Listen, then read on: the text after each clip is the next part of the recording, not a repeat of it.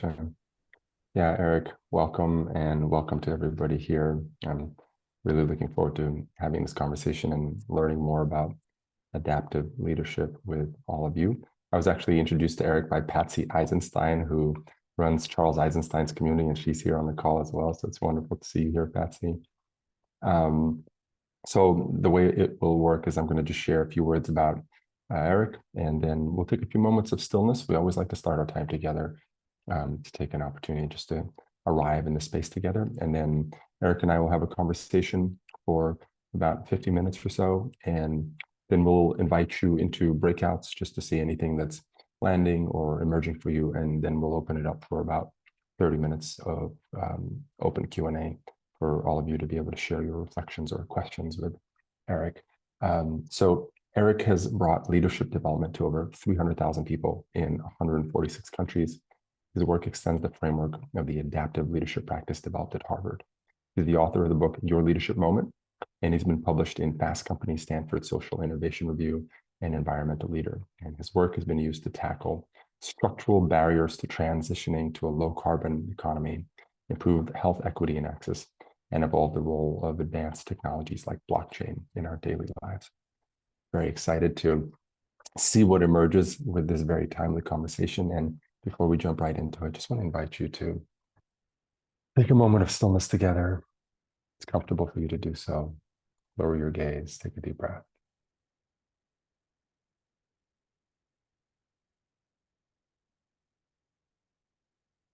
You might notice the sounds around you, the sounds in your space.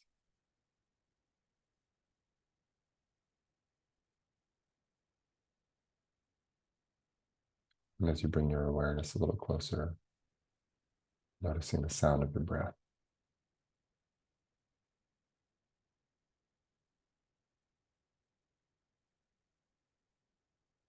And begin to follow that movement. Notice the texture of your breathing, the slight expansion of your rib cage and belly.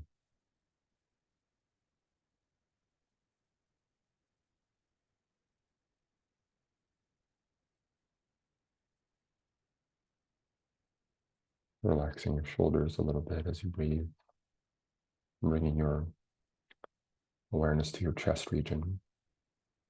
See if you can tune into your pulse, to the beating of your heart.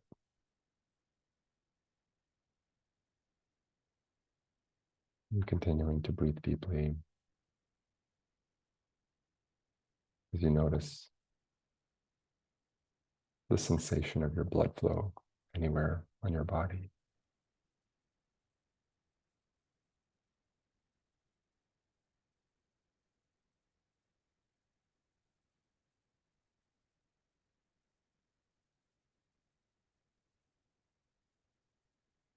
And bringing your awareness a little lower to where your body meets your chair, noticing the weight of your body,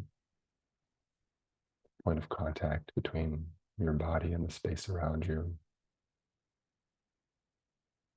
Noticing where your feet touch the floor.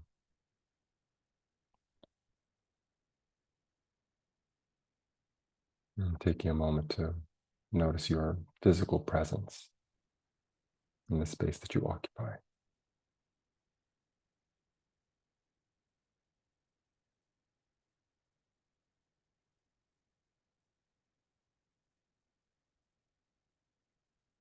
And I invite you to bring your awareness internally, noticing any thoughts, feelings, emotions that might be present for you.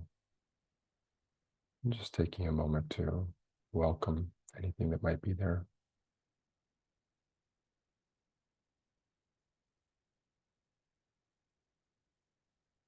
Taking a moment to notice anything that might be there.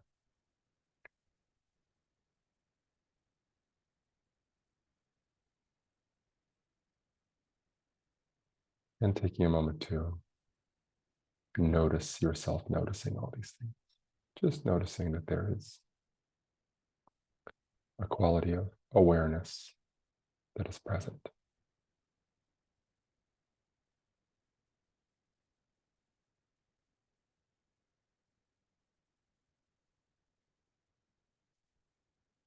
And when you're ready, I invite you to open your eyes. Notice some of the people on the screen in front of you. We have people from all over the world. And just take a moment to notice one or two people in the space here.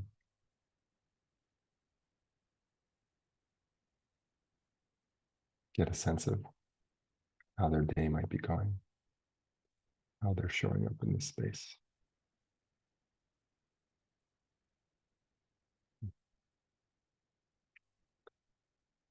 Yeah, welcome everybody. Thank you for being part of this conversation. And Natasha, maybe you can pin Eric and me to the screen.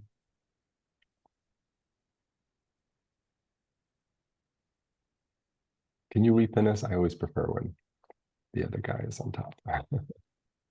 Thank you. All right. Eric, welcome. It's such a pleasure to have you here. Thank you, Lorenz. I'm really looking forward to talking with you.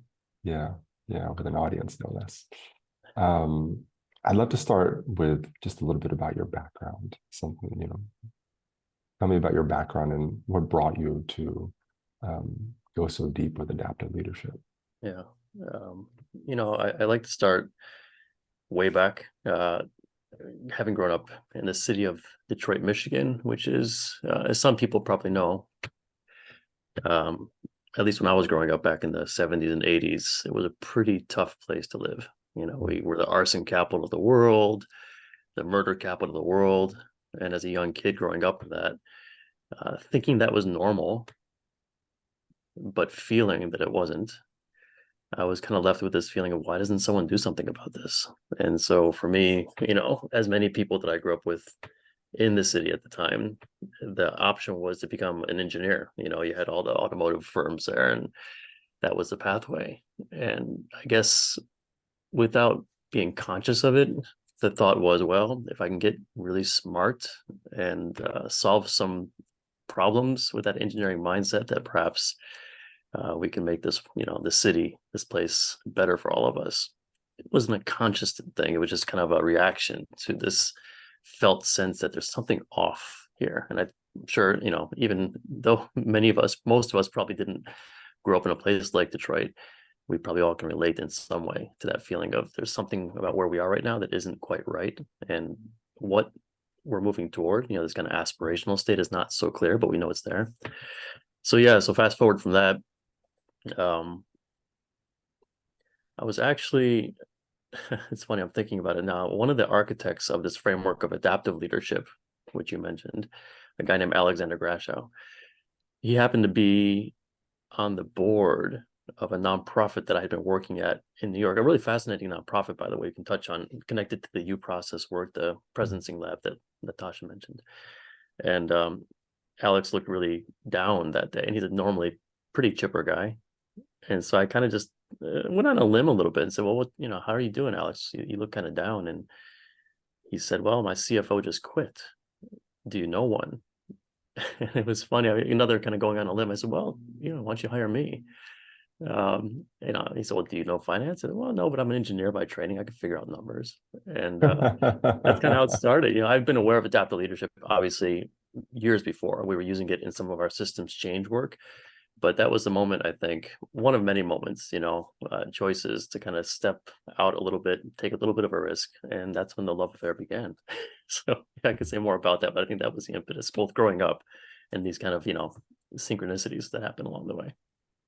Yeah, and maybe it'd be good to just share a little bit about what exactly is adaptive leadership and how is it different from other versions of leadership? Yeah, well, I think that there's a couple ways I would probably describe it. One, the kind of official definition, as it were, is that it's a framework, it's a set of tools, practices for leading meaningful change, for leading consequential change during times of uncertainty, conflict, even like what's happening in the world right now, and possibility. And so that's, that skill set is something that we all do in different ways. It's not just people with positional authority. And that's where I think we can kind of unpack a little bit how it's different than some leadership models out there. I mean, there's, by my last count, about 176 leadership theories, leadership frameworks. I'm sure many of the folks on this call today are familiar with many of those. And this is just one of them. But I think it falls into the school of thought. If you were to kind of look at all those different theories, this is the thought where leadership is a behavior. It's not a person. It's something you do. It's not something you are. Hmm. It has very little to do with traits like charisma or vision or persuasive ability, although those are helpful skills. So it's more about that. And I've kind of taken that framework and evolved it even further over the last 20 years to think of leadership as a moment, actually. And through research that I've done and just being around this work for a long time, it seems that we each have about 5 leadership moments at least every single day. And so what animates my work is kind of the question of, would you recognize a leadership moment when it comes your way, and would you know what to do when it did? So that's a little bit of kind of the framework, that kind of school of thought. And then within that, there's 12, 15 principles and kind of an overarching narrative, kind of a set of questions that are less jargony that I use to guide all of my work. I'm happy to share that too. And that's kind of the Hmm. rough school of thought that adaptive leadership falls into. It was created at the Harvard Kennedy School. Natasha, I think you studied at the School of Ed, and was in addition to Alexander Grashow, Ronald Heifetz, and Marty Linsky, and a whole cadre of folks have been developing this framework over 40 years. Hmm. I'd love to open up this more personal dimension of like the 5 leadership moments. Like, can you say a little more about that? Yeah. Um, yeah, well, these are moments that, they make your heart leap, make your heart leap sometimes with hopeful anticipation of, the change or something is possible in your heart. Um, or maybe make your heart leap with fear of taking that next step. I remember literally taking a step with my own father. I grew up, as I said, in Detroit, and he was a firefighter, very revered and known as a really good firefighter in the city at the time, one of the best. But he was quite racist. He didn't think he was. People seldom do. And I, at the age of 13, I think it was, kind of stepped up on the curbside to be a little bit taller than I was feeling in that moment, and asked him not to use that word anymore, the N word. Hmm. And in a small way, it was a leadership moment. It was about maintaining relationship with him. It wasn't about accusing him or othering him. It was about holding attention to an issue, a challenge, and also an opportunity. Um, and in a not insignificant way, and I think this is something we all face in our work life as well, it's about going beyond what's expected. It's about going beyond what's comfortable. It's kind of, I use the metaphor of dancing on the edge. It's like dancing on the very edge of people's expectations of us, and taking that risk that you might disappoint them or offend them, or, in some way, um, create some discomfort, not because you like it, but because it's needed if we're going to, do the hard work of making change happen. So that's kind of a personal example, but yeah, there's many That's a big examples. example. I mean, that's Yeah, I'm curious about the 5, because that sounds like I mean, that specific example sounds like it doesn't. You don't have that many I do that every opportunities to day. confront someone who's that big in your life in such a big way. That's a profound example. I love that, Yeah. and I imagine that had an impact on your relationship, hopefully in a positive way. Yeah. He passed away in 2001. I don't know that we ever had that final conversation about it. We had many other conversations, though. I think, yeah, it did change things. Yeah, it's small things, like when you, if someone comes to your desk at work and says, here's the work, here's what we're here to do, and you take a moment of pause and say, is this really the work here? And to help challenge that, reframe Mm, that in some way, that's a leadership moment, and again, there's a reason why I call those leadership moments, which I could say more about, but it's these small moments every day, and they're so subtle. It's almost so simple, it's easy to miss. mm. Yeah. What do you think? I love that word you're using, subtlety, because kind of live in a world where I don't know, it's almost like subtlety is underrated, but it's also so deeply needed. Everything's kind of delivered to you in these like radical sound bites. And Mhm. um, for me, what's present when you say that is just the capacity um, to somehow be sensitive to these moments, and to somehow have a level of insight and receptivity to what might be called for. And yeah, I wonder if you can speak a little bit to this quality of, I mean, I guess some people might call it wisdom, Mhm. but how this capacity to respond to a leadership moment. What would you call that, and how would one cultivate that? Hmm. Yeah, I mean that's been my life exploration, personally and also in Mm, the works. It's a really important and big question you're asking.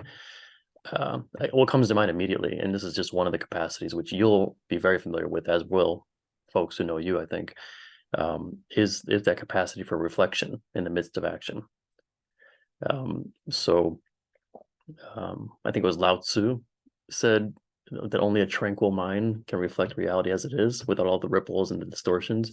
So that capacity, in the military, they might call it seeing through the fog of war. In sports, they might talk about it as seeing the field or seeing the court. But you're in the dance. You're in the motion. You're doing the work. But you can step back in that moment and see yourself in action, see the patterns, see the choice points, which often just kind of fly by us in this rush to get stuff done. I know people that they actually, their acronym at work is GSD, get stuff done, or get something done, and they're really proud of that. They're problem solvers, and so being able to kind of step back, I think, is one of the key capacities. There's so many, Lorenz. I mean, low ego needs, really important as well, and we could talk more about that. I do think, related to the first, and this is something Otto Scharmer, who I know you've worked with, talks about, is looking at these interventions that we make in every moment, be it how we facilitate a meeting, or like that moment with my father, is to see that beyond the kind of the relationship with another person, and beyond the capacity to have that self-reflective capacity, is the system or the context that we're operating in. So when we do an adaptive leadership workshop or training, for example, I just did a train the trainer program last week. We're helping people bring attention to those three levels of change that are alive in every moment. And change of the self is always change of the system, and vice versa. So I think that's another capacity, which is a Wait, capacity for what were those, diagnosis. the three levels? There's the self, the system. The surround, and the system is kind of the alliterative Mm, way to talk about it. The surround mm, could be relationships, it could be the organizational or team context, and then mm, the system level. And there's probably a fourth we can throw in there as well. But those are the three levels from a leadership standpoint that we're really helping people see alive in every moment.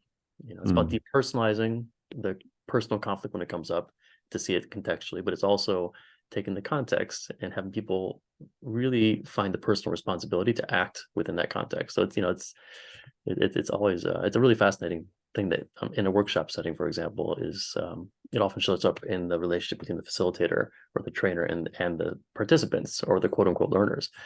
That power dynamic itself is a really fascinating case in point when you're kind of looking at these different levels of change. But that's mm, maybe a little bit wonky to get into at this point. mm, mm, mm.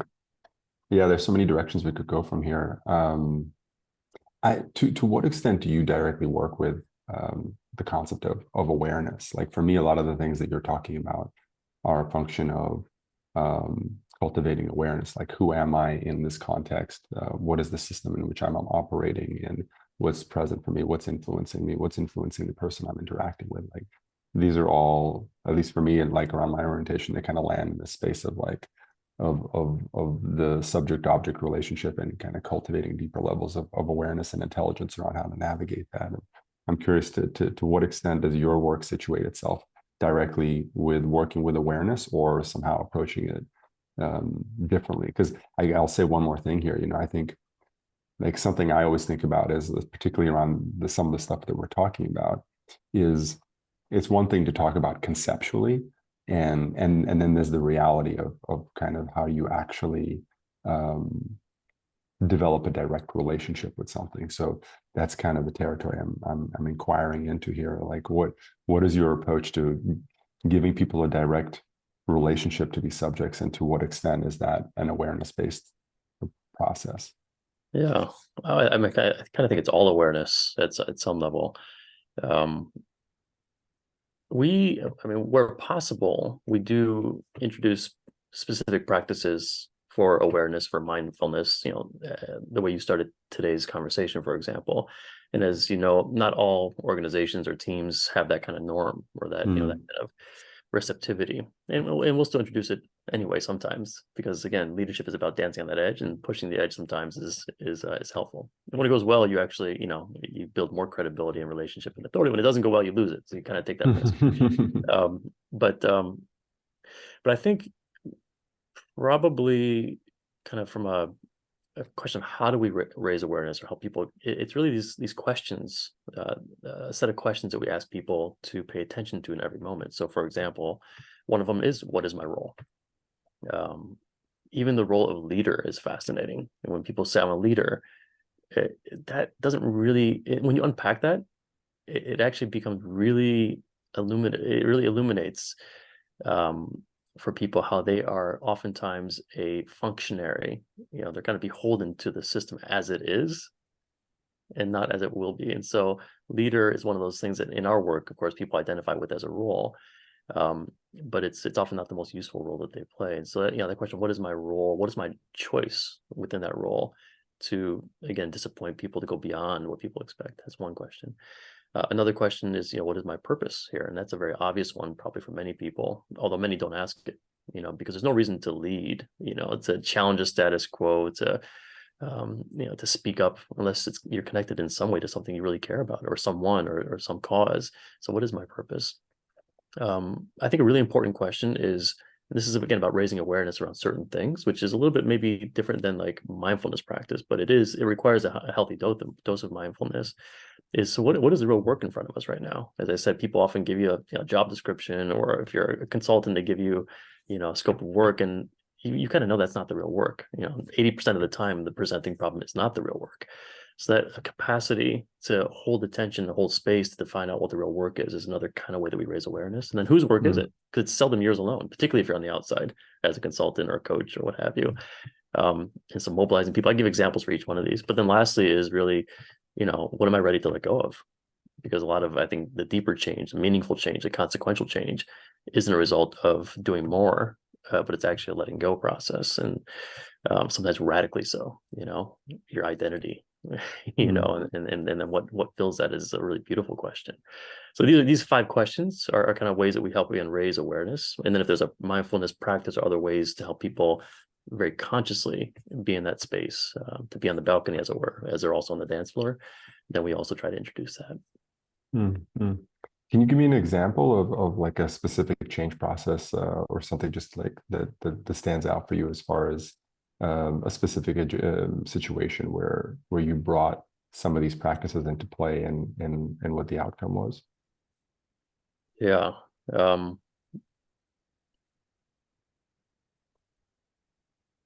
Yeah, and I don't want to claim that we did this at all. But I'm very, one of the best examples I've seen recently of this kind of leadership was actually with the company Patagonia. And I love that company. Yeah, me too. It's like one of the few companies that I actually say I love. I admire, for their integrity. Not that they're doing it perfectly. I think they're not, and they're pretty transparent about that too, which is itself amazing. But you may know, Lorenz, they've recently shifted their business model, so they are now giving away all of their profit. Not just 1% or 10%, giving it all away. And in their case, they're very committed to the environment and climate. And on top of that, the founder, Yvon Chouinard, took the value of the business and also put that into a separate kind of arm's length entity, organization for that same cause of the environment, rather than cashing in on that. And and so it's all written up. You can read about it, but imagine the process as an organization that you have to go through, to say to your staff, guess what? We're not doing profit sharing, because we're connected to this purpose, and that the work and their mission, as is to save our home planet. That work is not just ours to do; it's really our partners around the world, and then mobilizing those people to join them in that work. So these is kind of how they're enacting some of these kind of questions. It's a really big example, maybe not so relatable to us who are not the CEO of Patagonia or Yvon Chouinard, but I think it really has my attention. And then I think there's other examples too. There's and this is a bit touchy, so I want to acknowledge that before I mention this on this call, because it has to do with the Middle East situation right now. But there's an organization called Acumen, which some of us here may know. They have a really amazing course platform. Speaking of learning. Yeah, I'm familiar with them. Yeah, and so Jacqueline Novogratz recently sent out a note to all of their community, fellows and others, thousands, tens of thousands of people. And I'm paraphrasing here, but essentially saying, in this time of pain with members of our community who are on all sides of the issue, this is a moment to come together and hold that space together, and resist the urge to blame, attack other. And as you might expect, she got blamed, attacked, and othered, and she wasn't given any answers, but she was trying to hold that space. And this is what happens, right? When you exercise that kind of leadership. So again, people could debate: is that both sidism? Is that mutual? Is that a false equivalency? That we can get into all those details, but just putting yourself in that person's shoes, knowing that's going to come your way, and still taking that step because you're connected to that purpose, and it's the work of this community to hold that space together, right? And it's not a program or service you're going to offer; it's a relationship, right? So those are two recent examples, but there's some, Yeah, use this word holding space, and I'd love to tap into that a little more. I mean, particularly in light of everything going on in the world right now. I mean, I feel like for me personally, I've been thinking about this a lot, and I'm just looking over the last 4 or 5 years or so. I think the intensity of it, for me at least, really started with the Trump-Biden election, where there was just, I still really sit with, you have, regardless of what side you support, you have 50% of a massive country voting one way and 50% voting another way. And they're two very divergent ways in a way, and both sides pointing at each other and saying wrong, and feeling very strongly about that. And then you have COVID hit us, kind of the pro-vaccine, anti-vaccine, and again, very, very strong rift there. And then, of course, Russia, Ukraine, and now Palestine and Israel, and the Middle East situation. And there's this, what I'm very present to is the intensity of the division, most people finding it, at least from my observation, very few people kind of holding space for that territory. Even because even holding space is can be seen as an act of support for one side, or not an act of support, which so there's a whole, and you see a lot of public figures who kind of speak out maybe in support of holding space and getting slammed. So this capacity to be able to navigate this and to hold space in a territory where there is no right, nothing that's publicly acknowledges the right path. How does adaptive leadership help us navigate that kind of territory? Yeah. As you said, I mean, in this kind of fast-moving, let's fix it world, or let's blame this person, there's no space for that nuance, for that subtlety, and so holding becomes necessary, and it's an inherently kind of provocative act, a radical act in some way, so that people don't just move on to the next quick fix, the next person to blame, the next distraction from the real issue. I was actually, just anecdotally, I work with a group of rabbis, kind of quote unquote leading rabbis in North America every other year. It's a really amazing fellowship program. And we were together as this was all happening, the attack, the Hamas attack, and talking about holding space. And it was, and this always happens when I work with them. They say, "Oh yeah, that principle of adaptive leadership, we have something like that in our culture as well." And they talk about holding space, they call it the one-armed hug. Have you heard this phrase before? No, I've never heard this. Yeah, it's so good. So the one-armed hug, you have two arms, but with one arm you're holding people like in a nurturing, supportive way. But with the other arm, you're holding them from running away from the real issue. And you're also kind of with the other arm holding them to kind of turn around and face reality. Like, what is the work here? What is the real issue here? It's a beautiful way to think about it. It's a hug, it's an embrace, but it's also, there's a tenderness in there as well that requires a bit of strength. But yeah, I think, how does adaptive leadership help with these issues? I mean, and some of my colleagues have been very active in these kinds of issues over many years. For example, and this is kind of an example of an application of one of the principles of adaptive leadership. And this is way back. One of my old colleagues, a guy named Hugh O'Doherty, Irish, as you might expect, he had been involved in some of the negotiations at that time. And as many people may know, there was, the IRA bombing, and the Protestants and the Catholics are really, the troubles in Ireland were, of course, a version of kind of what's happening now in many places. And they had and convened people who had literally had experiences where their loved ones were killed by people in the room. Now, Mm. it took a process to get there. And what was fascinating, and this is not unusual, is when you get people, to come into a space with a shared humanity, which is not easy, but it's possible. I know you've spoken about this yourself, Lorenz. Um, Even if they agree with each other on what needs to be done, the leadership work is not. It's not that they are there. It's not that they're leaders of a movement or an armed resistance. The leadership work for them is to go back to their own people and mobilize them to take a step that they don't want to take, to risk disappointing those people. The people that love you, the people that care for you. And so the agreement that these people made in the room over many years is that outside the room, they could say whatever they want about each other. They could badmouth each other. Again, this is not a general principle, but it was the idea that work of mobilizing your own people takes time. It's a learning process. You're refashioning relationships. And so it was necessary for them to be able to go back credibly to their own people and help them begin that adaptive work Mm. of of making peace. Now, we could debate that. Is that the right approach? Is that a means to an end? But it worked, and over time they were able to bring their different warring factions together. So that's an example, again, many decades ago, but it's one that really stands out for me. As a facilitator, thinking about what it takes to hold that kind of space, to create that space for people to come, to discover their shared humanity, and to be willing to tolerate, the kind of the negativity that unfortunately was needed outside the room in order to help lay the path toward peace.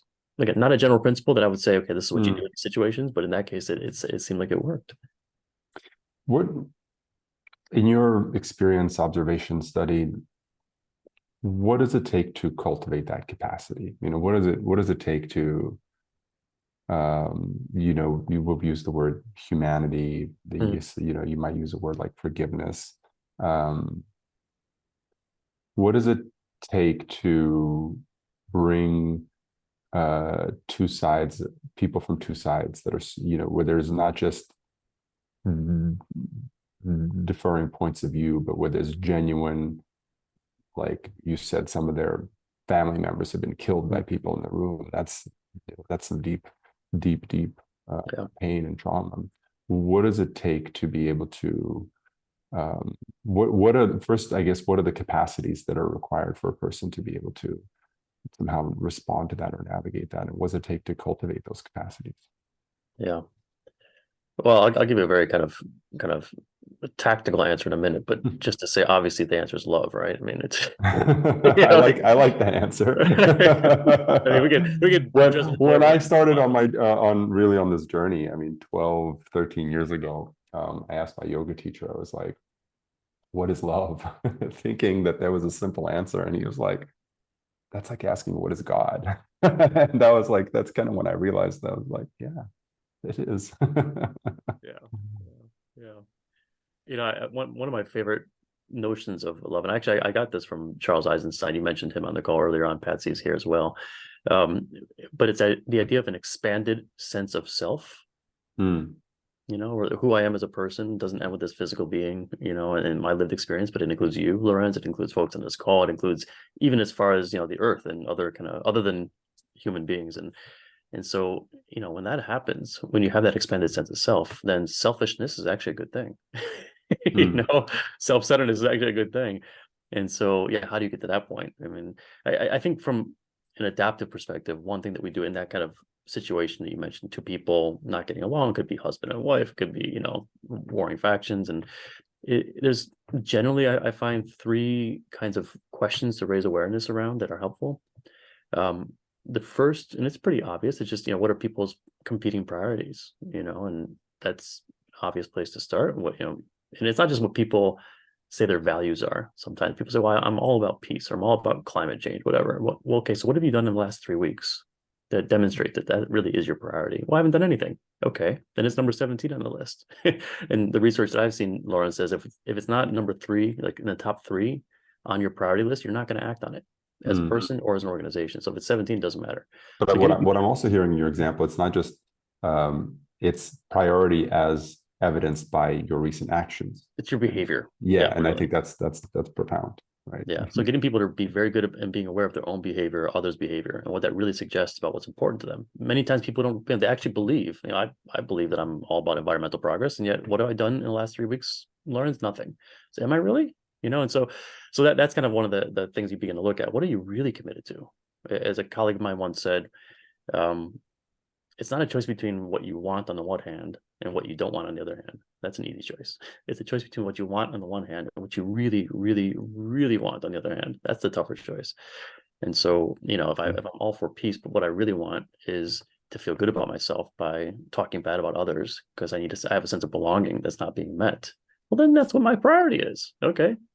Maybe not what I want, but hey, that's where I am. So that honesty, and the humility is, I think, one of the things. The second thing is about the people. So behind every person that's at odds with one another are 5, 7, 12 people. And there's a community, there's loyalties that they have to culture, identity, people they have to go back to. Even if they have a conversation with you, they have to go back to these people. So one thing that I always ask people in those kind of situations where they're moving closer to an agreement, they say, okay, this agreement sounds good. We need to work on it a bit more. But just tell me, like, let's fast forward a week. Who are the 5 people that you need to mobilize in order to make this agreement that you're coming to here a reality? Who are those people? What are you worried about there? What's your relationship with them? So you begin to help people see the pressures that are on them to be in conflict.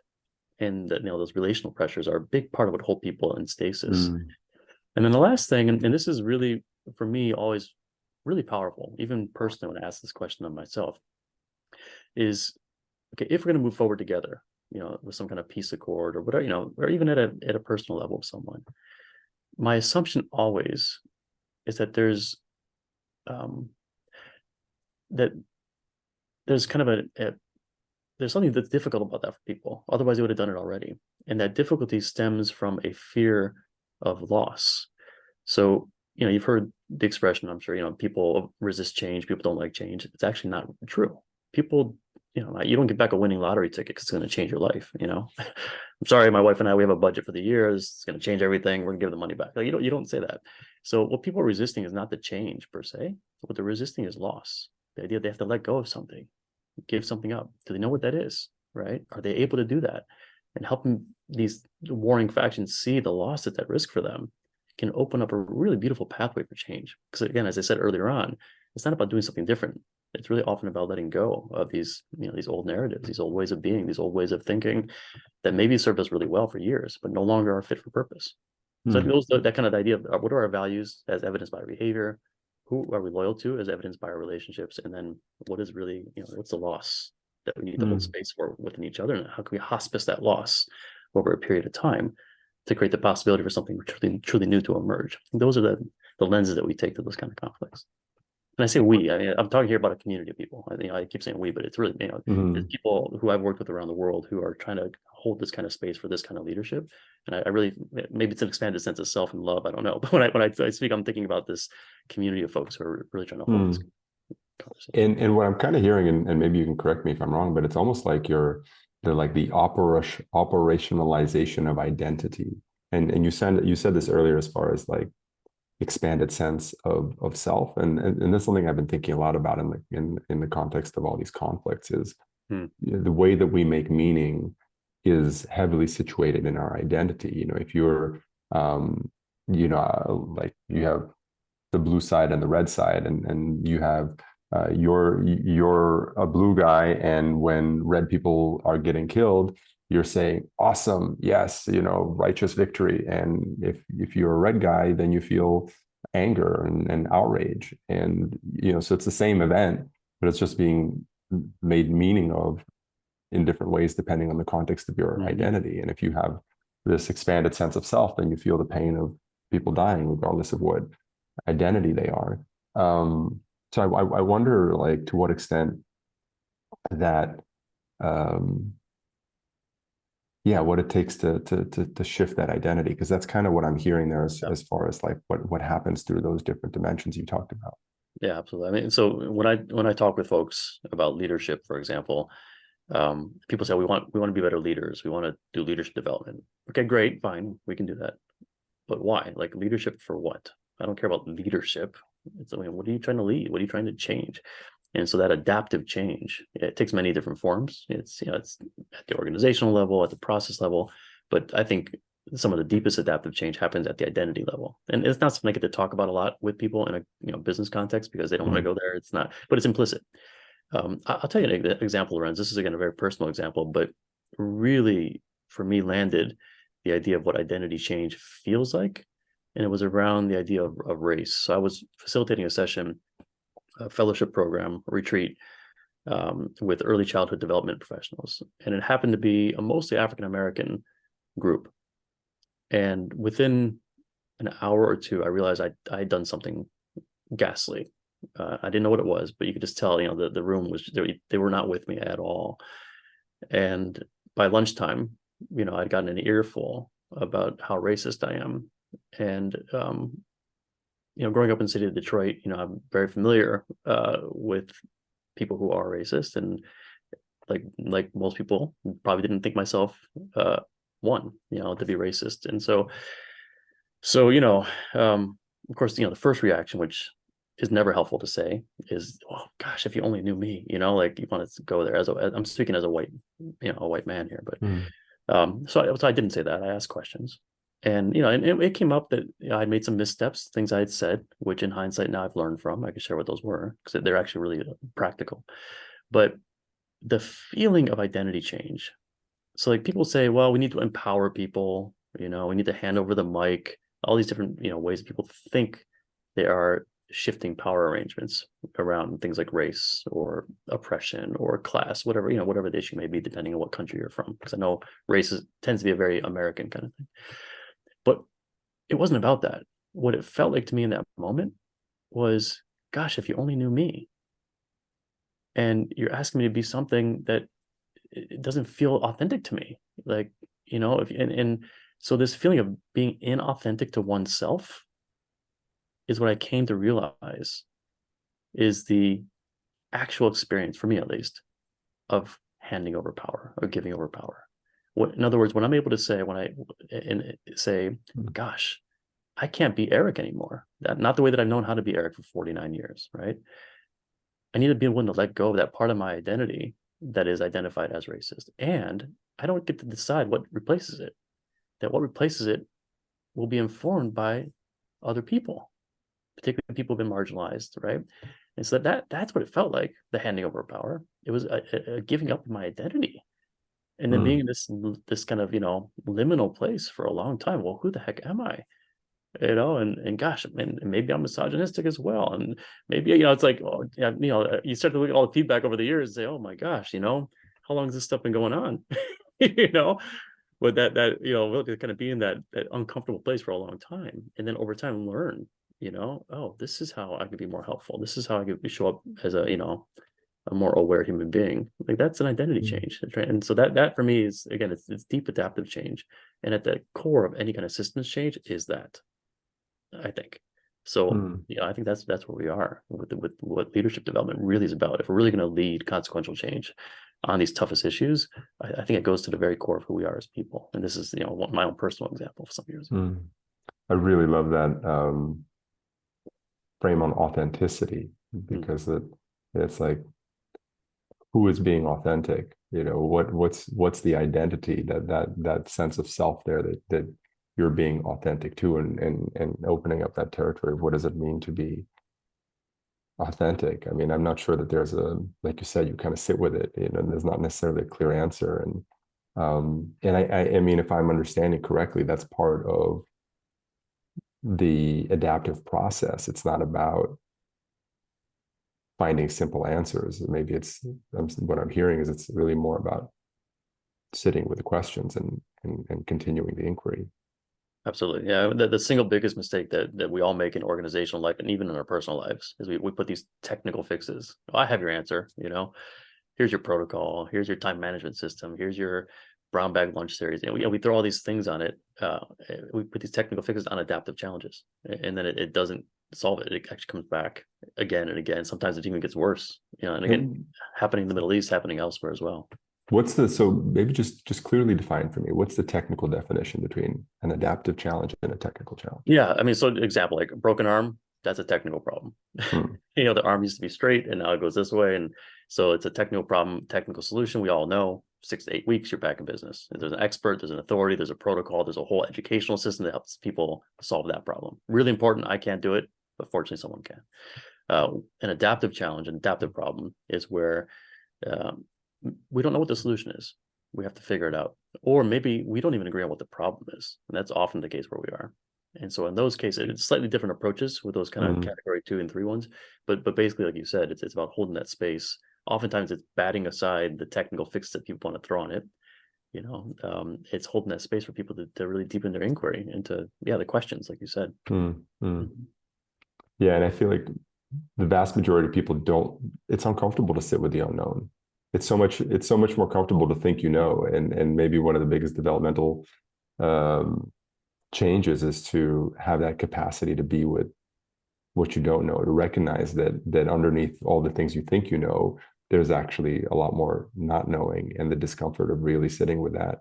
Um, at least in my experience as a human being, um, that's probably been my biggest single challenge, to just realize that actually I don't know, and it's a good thing that I know that I don't know. Yeah, you're absolutely right. And some of these adaptive challenges will become technical over time. So you will know eventually for some of these Yeah. things. Mm, For other things, you will never know. So it's not just about reducing the unknown to some kind of rational clarity. It's often about integrating the unknown with the known into a vibrant kind of tapestry, where we can hold all that space together. But practically speaking, again, in organizational life, about 65% of the challenges, the issues, the problems that people face are technical, which is good news. You can mm, build your protocols, but about 35%, and it gets more as you get higher up. About 35% are adaptive. mm. But like you said, yeah, this penchant to put technical fixes on adaptive challenges, it's just a huge waste of time and resources. And But so, yeah, there's also something that feels very alive about, I think even this term of not knowing, at least for me, is a bit of a bit of a misnomer in the sense of, um, I think it's a not knowing that's about being in a moment to moment relationship, so it's more of a direct knowing. It's like we define knowing as, being able to define something, but that definition often is based on something that happened in the past rather than what's happening right now. So it's a not knowing in the sense of a beginner's mind, of a being in relationship with what is present in the moment. And that's just a different kind of knowing. yeah, yeah. I mean, in personally, I'm on this journey of heart, trying to really understand my heart knowing. Like I said, I grew up, I was an Mm, engineer, and that wasn't just that I love math and science, which I did and do, but it was survival. To get out, to survive, to make sense of the chaos around me. I had to kind of analyze, rationalize, and just live in this left side of my brain. And it's taken 49 years to travel the 3 inches from the left to the right. But that's a big part of it, the heart knowing. And that's not, in my experience, I'm still new to this. It's not about putting words to it, although I love putting words to it. This is what mm, that feeling is, and this is where it came from. It's just being in that place of, here's something, that awareness you were talking about, and letting that work on me and actually going deeper into whatever that feeling is. And when I do that well, which is not often, when I come out on the other side, I've changed. I do have some insight, or I know what to do, even if it's not going to solve something. I know what the next step is. So yeah, that knowing piece, mm. the heart knowing, the somatic piece is something we're trying to integrate more into our work. But yeah, that's not my go-to. I'm like left brain analytical, and You're the CFO. I mean, yeah, exactly, You're the exactly. CFO. I'll figure it out. That's what I said. I didn't say I'll feel it out. I'll figure it out. So I'd love to get a little more technical here, and just I'm curious about um, your experience delivering this kind of work online, and maybe anything that stands out for you online versus in person, and just what have you learned from delivering this kind of like leadership training work in an online context.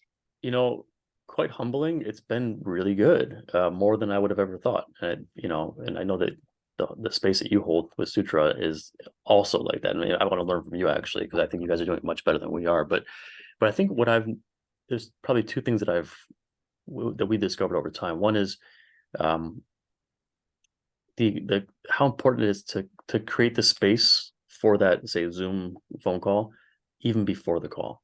Hmm. So in some cases, well, we did a retreat recently and we spent 9 months helping people get prepared and come into relationship with one another. I often send gift packages You to spent people. 9 months getting people Yeah, prepared for an in-person retreat. That was actually in Or person. Yeah, I'm okay, sorry, but it was wow. But the online. 9 months was online, the preparation, or how what did that Exactly. look like? Okay, cool. Exactly. Wow, Yeah, that's impressive. I actually we called it a pilgrimage, which is the idea of kind of a journey with a sacred purpose. And so it was an invitation from the get-go. So that kind of holding environment, the anchoring on that process, the gifts that people receive, the quality of invitation into the space, all of that. And then we also ask people to shift their space, move your desk around. So you're not just in the same old mindset, to Mhm. give yourself permission to take 4 days off by letting your family know, so you don't get that. So, to also realize, and this is the second learning, that one of the beauties of doing things in an online environment is that people don't have to bring it back home. Like when you're in person, you have this, you might have a nice setting and a great venue and a sunset and a beach, if you're lucky. And they have to come back home and translate it, the idea of integration. Whereas if they're already home or already in the office, they're there, like physically, energetically, they're Mm. already there. And so helping them prepare that space to receive them begins again before the session, but it's actually happening during the session. So we really spend a lot of time helping people see how they're changing in the session and how that's already beginning to influence how people around them are engaging. For example, Eric, you've been working too much. I need you, I need you here. Like that's an example of, okay, how do I deal with that right now? It's alive for me. This choice being family and being a father and being a husband Mm. and also being available to people in that way. So I think that idea of like, okay, you're in situ now. So what's happening around you and applying it rather than bringing it back. Yeah. I love that. I love the physicality of kind of bringing awareness to that as well in the context of an online experience, because often, all you see is the person's head in a box, and just somehow inviting that awareness of their space, of how they might, move things around, and kind of preparing for for the time you spent together.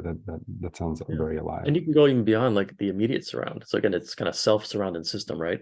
So then I'll also have people connect to the land. Now that could be a land acknowledgement, in some way for themselves.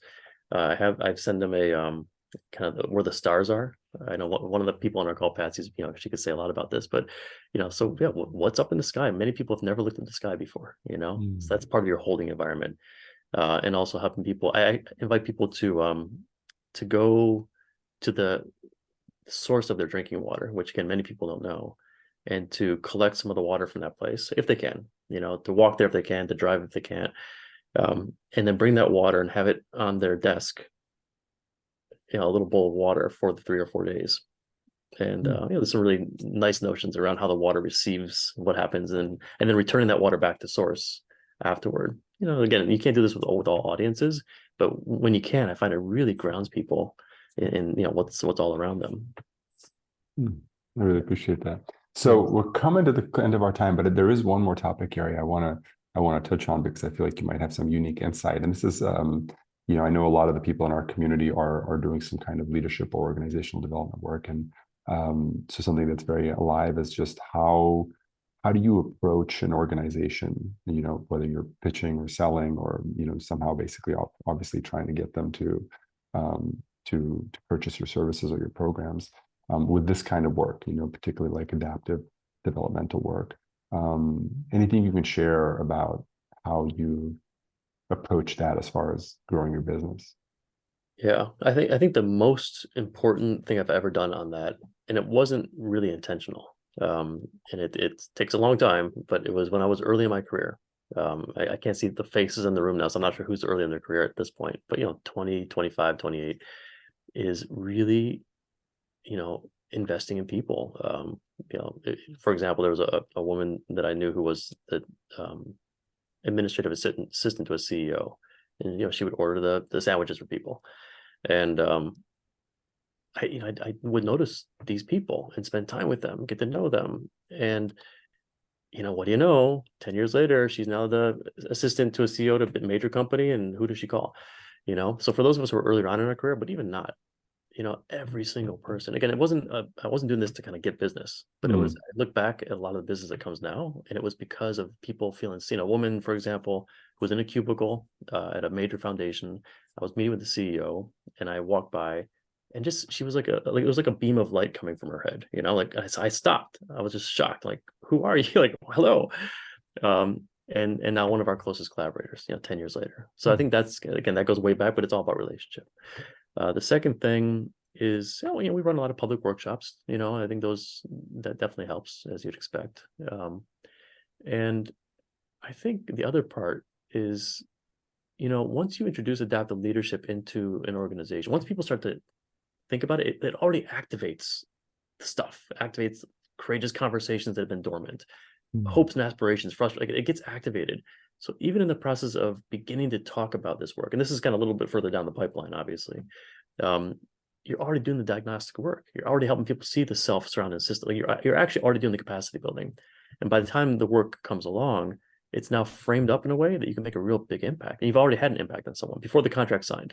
So that's what, you have to be willing to kind of do that work for 6-9 months. And I have people complain later on, say, I got a bunch of free work from Eric for 9 months, and I feel really bad about that. And I don't know. But that's not from a standpoint of like, relationship capital and what have you. It's not a bad thing. But again, the point I guess being is like, you can take these principles and right away begin to add immediate value to people as you begin the conversation. And this is by the time you get to an actual signed piece of work, it's going to probably be much bigger and more impactful, and also allow you to bring your fuller self into it, because you've actually, in an authentic way, engaged around the real issues and what you're there to do.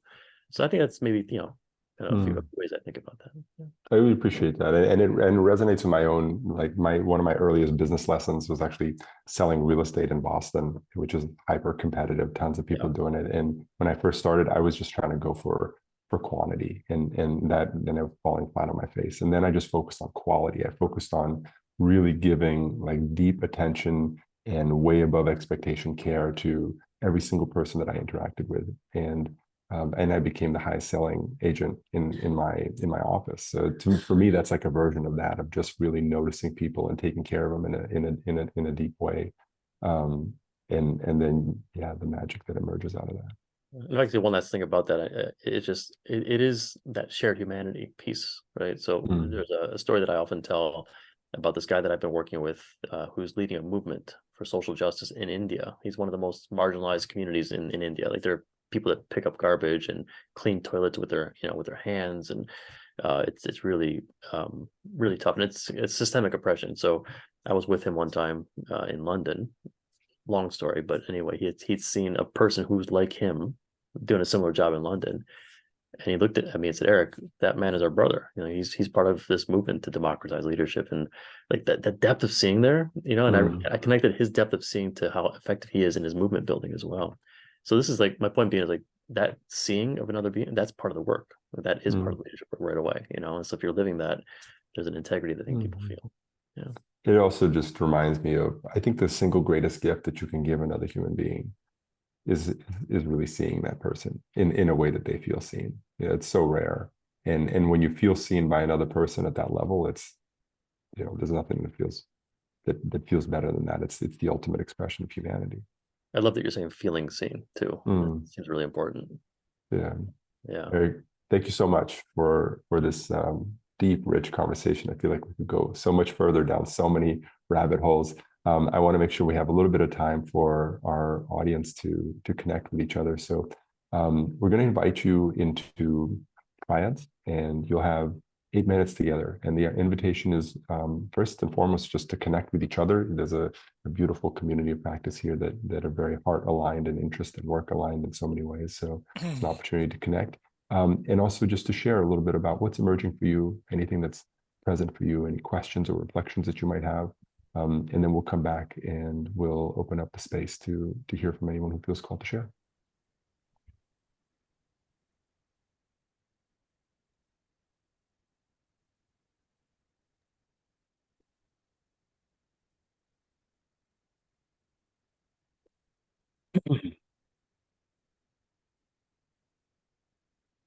Hey, Susan. Okay. All right, welcome back. All I'm just right. going to mute. Sorry, Lauren's just going to mute everyone. Welcome back, everybody. And we would love to open up the rest of our time together for any questions or reflections, anything you feel called to share in the space here. If you would like to share, I invite you to click on the reactions button at the bottom of the screen and raise your hand. Would anyone like to share?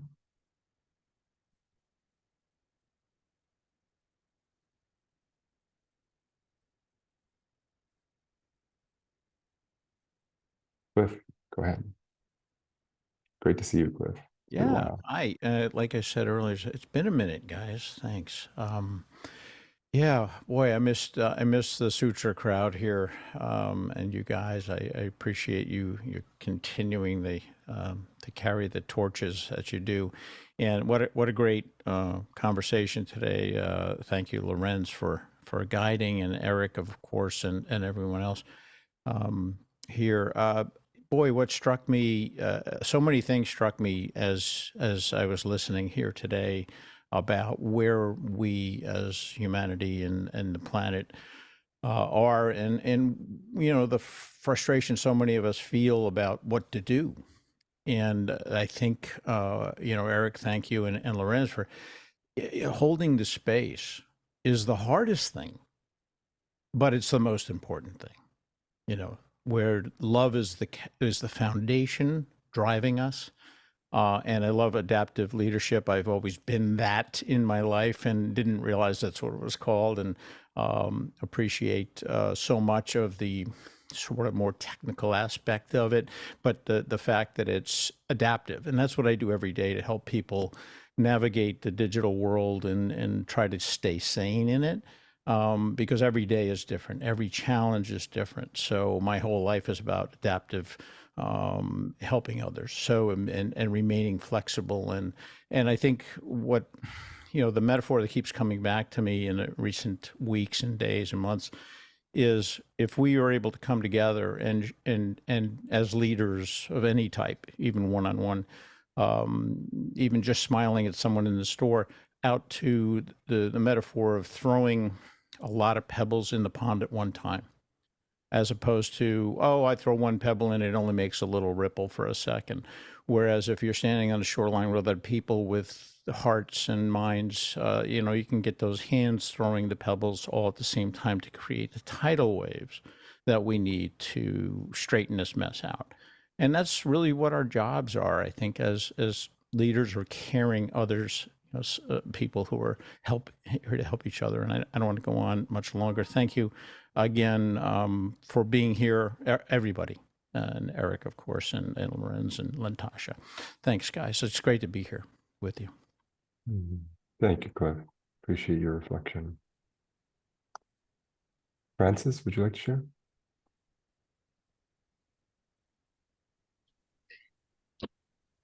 Where I am, it's afternoon, so good afternoon, everyone.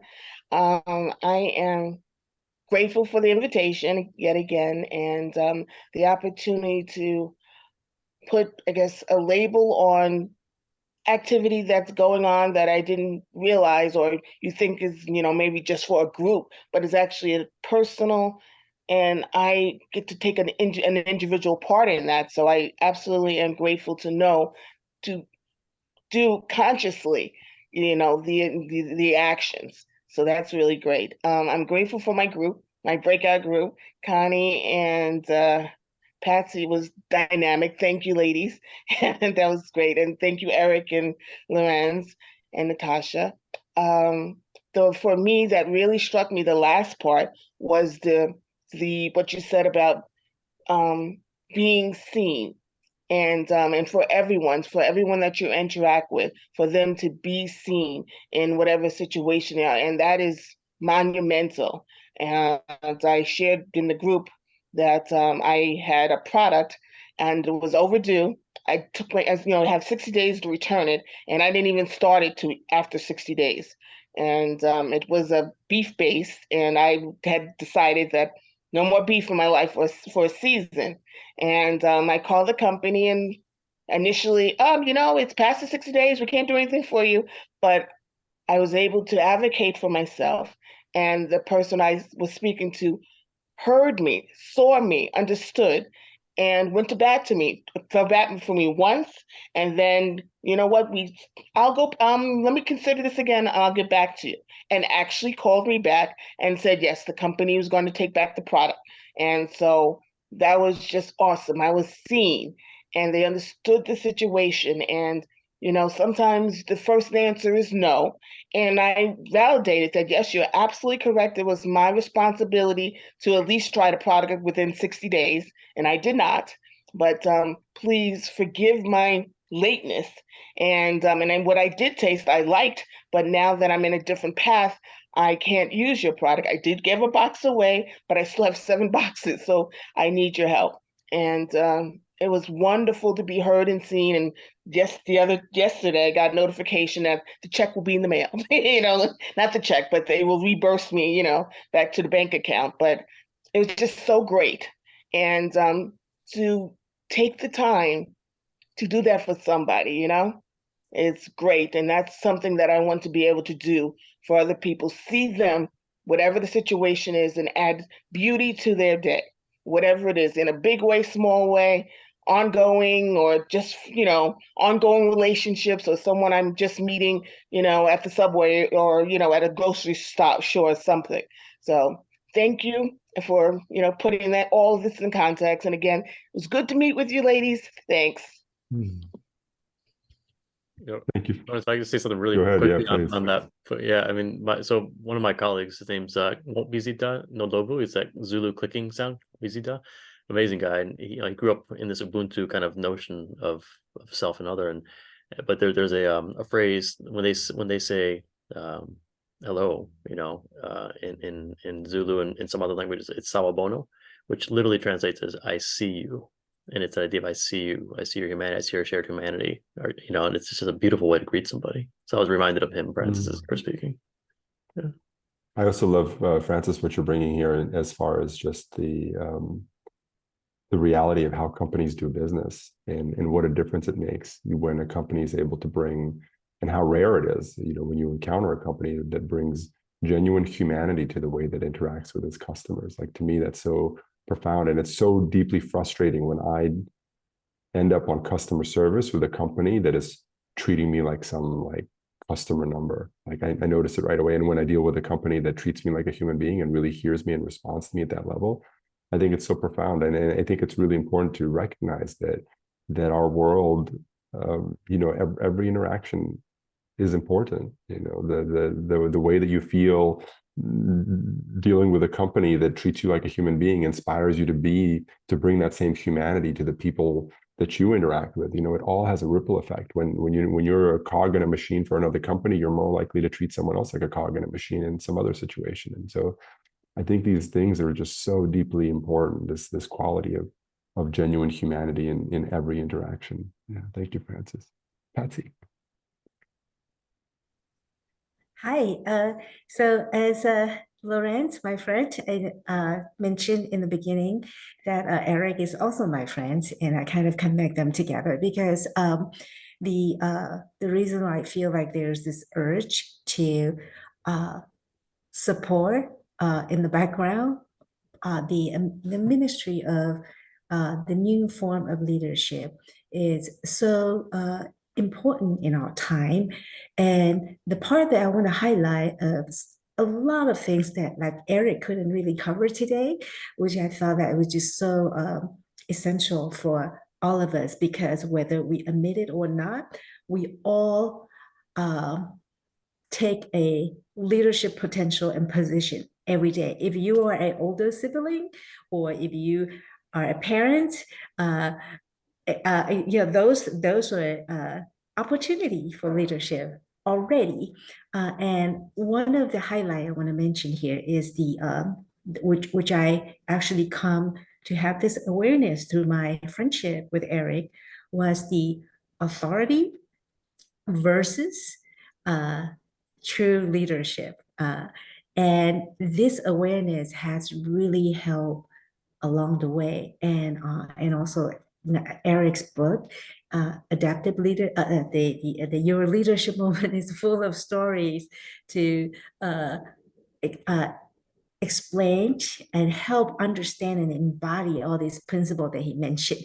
So the session is really short, but there's so much more that we can dive into. And I hope this conversation can continue going, and I will keep showing up to support and cheer and learn. Thank you. Thank you, Patsy. Really appreciate your support and the introduction to Eric. Would anyone else like to share?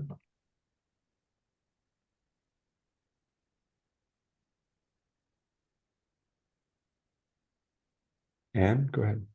Great to see you. First of all, I'd like to thank you. This has been great. I've been sort of the student of leadership for probably 45, 50 years and have seen different kinds of leadership evolve, and some come and go and return again in a different form. But what I loved most about what you mentioned, Derek, is that leadership is a behavior. It's not a role. It is how we rise to whatever is in front of us in truly a heartfelt, genuine way. So for me, that's sort of like taking my pulse as I'm moving ahead as a leader. What is my heart saying to me? How am I feeling from that place? Rather than needing to go through every part of my body, I'm training myself to go directly to the heart. And that knowledge or knowing, which is what I prefer to call it, it is that direct knowing that allows us to respond to whatever. I was recently in a forum with young Middle Eastern women, entrepreneurs who are now, of course, dealing with a lot of challenges that they weren't expecting to be thrown into as they were developing their businesses. And one of the things that we were talking about was, what is the difference between responding and reacting? And we tend, or at least I have tended, and in the circles that I attend, we have tended to look at reaction as being something that is very fast and perhaps not thought out properly. But a young woman there who was in a dire circumstance of life or death with her family pointed out that we must perhaps look at react as returning to an action that may have been locked inside ourselves at other times that would look like something that was just a fast sort of on thought position that one would take. And she was in a situation where there had been a bombing close by, and she was affected by it and thought of her children immediately and couldn't reach them. And so therefore, as soon as she was able to, she went home to find a distraught son whose fiance was in the area where the bombing had occurred. And he was just wanting so badly to go to that site to make sure that his fiance was alive. And she said, we were reacting together. But in that, they found the responsive point of, okay, if we make the decision to go together, this is, we either live together or die together. So let us look at possibly finding a new definition to reaction, that it isn't just sort of a quick starting out of the gate, got to do this kind of thing.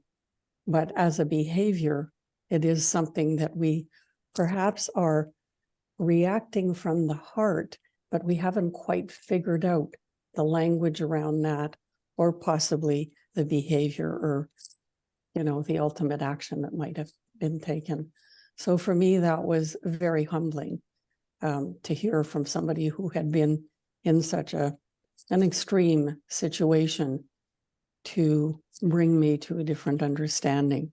So working together in shared leadership is really reflecting one to the other what it is that I might have missed that you've picked up that can enrich all of us. So I really love that whole notion of it is our behavior together. How are we working this out together? So thank you again.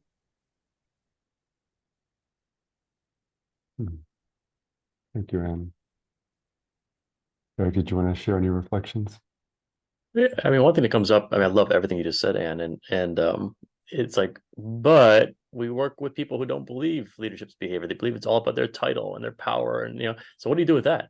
How do we help? How do we come alongside those kind of people? So that's kind of the question that was coming up for me, and I have some thoughts on that too, which I can share. But I think the basic idea that I found works. If you, most people in those kind of leadership, so-called leadership positions, with the title, if they're honest with themselves, they realize they don't have the answers and that they can't do it alone. And by helping them reconnect to what the work really is, what that gap is between where they are and where they want to be, it kind of almost necessitates a different way of thinking about leadership, because it's not going to come from them and they're the leaders or their executive teams who are part of the problem. Where is it going to come from? And so just, again, thinking, how do we actually now mobilize others who are still somewhat beholden to an old way of thinking about what leadership is?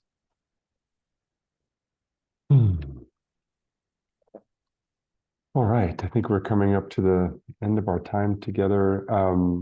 Eric, maybe just I'd love to invite you to share a few words about where people can find you. I know you have a book you've written. Any details you'd like to share? Any final words and details you might share about how people might find you? Yeah, thanks. Yeah, so all the usual places. There's a YouTube and websites and the books. And yeah, that's pretty much it. There's a website, yourleadershipmoment.com, which has some other stuff in there as well. And I'm an open book. I love to talk about adaptive leadership and how do you do this work from a business point of view, because I think that is actually a big part of bringing impact, is how we run businesses in a different kind of way. So always open to questions and sharings. Yeah, and I so appreciate our conversation. I just feel that right now, with everything going on in the world, even this concept of, I mean, I love that this conversation of leadership as a function versus a role. I mean, I also think that there's this thing about leadership and leaders, when the reality is it's something that's, like, as you mentioned, it's available to every human being, at least 5 times a day. And I'm curious where you came up with that 5, but that's maybe a subject for a different conversation. But the just the necessity right now, with everything going on in the world, to recognize that we're all in a leadership position in almost in every moment. Every time we're interacting, there's an opportunity to bring more humanity, compassion, care, attunement into the way that we navigate a situation. And that now, with all of the incredible complexity and polarization going on in the world, that it's more important than ever. So I really appreciate being able to have this conversation with you at this deeper layer of these nuances of inquiry. Thank you. Thanks for making the time. Pleasure. Yeah, Natasha, actually, maybe, yeah, you want to just run the resonance check? Yeah, thank you. So just as a checkout, I just want to invite you to share a word or two in the chat of just what's staying with you, what's present for you as you're leaving our space. And then just feel free to unmute yourselves and say goodbye. And hopefully we'll see you next time. Thank you again, Eric, for being here and sharing your wisdom with us, and Patsy for connecting us to Eric, and Lorenz for your guidance of this conversation, and for everyone who was here and shared in the groups, and for your presence here as well. Thank you. So there's gratitude, love, thanks.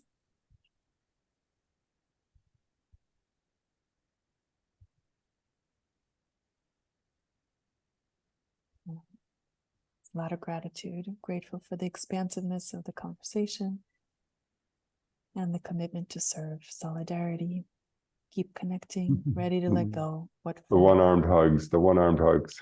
Yeah. Curiosity, great. Yeah, thank you so much, everybody. Leading with a full heart. Yeah, you too. Thank you all, so much love. Thank you. Thank you. Have a good rest of your week. Ciao. Take care. Bye-bye. Bye-bye. Bye-bye, everybody. Take care. Thank you.